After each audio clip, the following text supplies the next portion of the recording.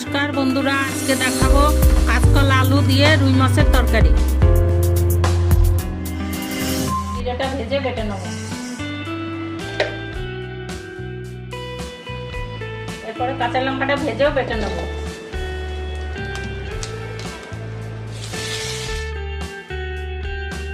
মাছটা হলুদ লবণ দিয়ে মাখিয়ে নেব। মাছটা এবার ভেজে নেব।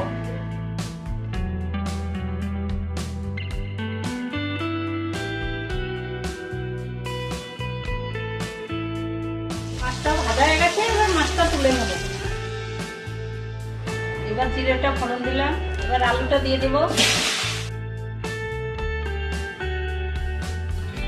হালকা ভাজা হয়ে গেছে, এবার কাঁচকলাটা দিয়ে দেব।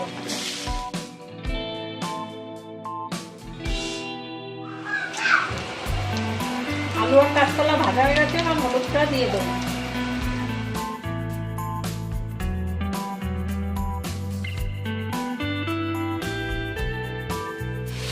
এবার জলটা দিয়ে দেব।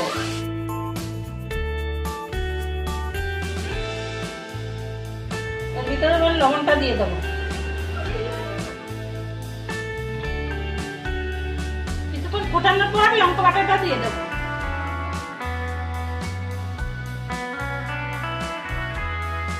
একটু ফোটার পরে মাছগুলো দিয়ে দেব।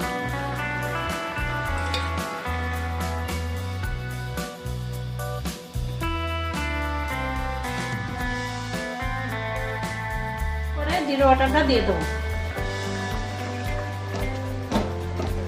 এরকম কিছুক্ষণ ফুটবে, জলটা একটু শুকিয়ে যাওয়ার জন্য। জলটা শুকিয়ে গেছে, এবার ধনেপাতাটা দিয়ে দেবো। হালকা একটু নাড়িয়ে চড়িয়ে এবার নামিয়ে দেবো। আলু দিয়ে রুই মাছের তরকারি তৈরি। আপনারা অবশ্যই জানাবেন কেমন লাগে।